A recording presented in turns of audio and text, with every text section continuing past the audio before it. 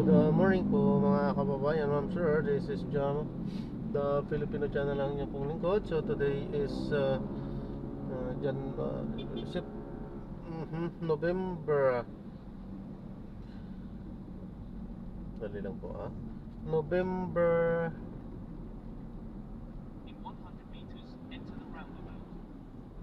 2025. Ayun. So tayo ngayon ay papunta dyan sa may Starbucks sa may Sierra Valley, Cainta, sa may Ortigas Avenue Extension po yan. Dito yan sa may Cainta, Rizal. At dadalhin po natin sa may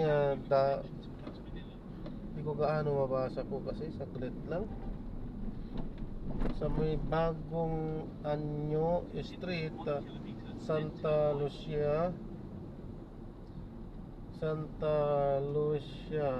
Pasig dyan. Okay, so magbabalik po tayo mamaya konti po pag nakuha na po natin sila. Disclaimer lang po, ang content po natin ay kalsada at hindi ang passenger. Kaya nga naman, saka sakali mo po na may marinig kayo mga pangalan ng lugar, pangalan ng tao, pangalan ng organisasyon sa government o private man yan, ay wala pong kinalaman ng channel nito. At wala pong pinapatungkulan. Lahat po ng pinag-uusapan dito ay pawang dito lamang po yan sa loob. At wala pong pinapatungkulan sa labas. Okay po, magbabalik po tayo mamayang onte pag nakuha na po natin sila. At samantala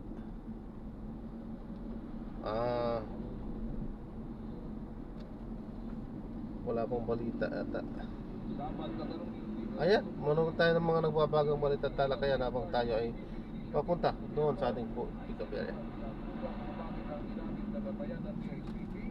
Ay ang implementing rules ng lumang Government Procurement Act 9184 sa halip na ang bagong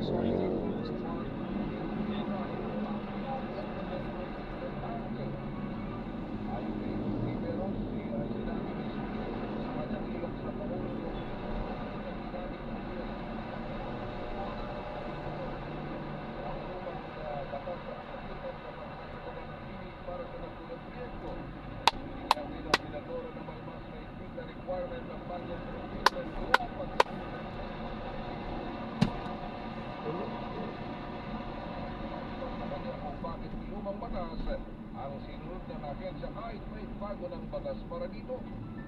Ipinaliwanag naman ni Aguda ng hindi pa promulgated noon ang IRR ng Republic Act 12009, kaya't napilitan naman ang DICT na sumunod muna sa lumang batas.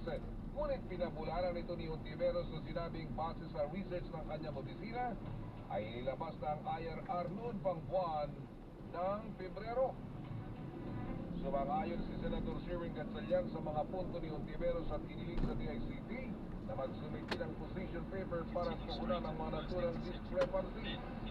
Bagamat inilala ni Ontiveros ang magagandang layunin ng Bayanihan Team Project, iginit ng ng lahat ng procurement process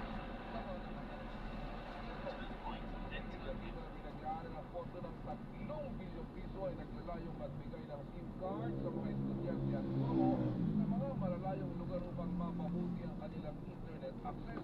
Target ng DICT na mabahagi ng 600,000 SIM cards ngayong taon at may 1 milyon sa susunod na taon, kabilang na.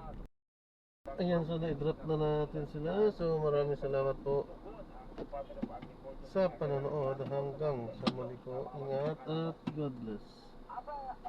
Paalam po muna, pansamantala tayo gagawa na ng inyong video sa ating susunod na mission. Paalam po. So this is John pa rin, the Filipino channel, ang inyong pong lingkod. Paalam po.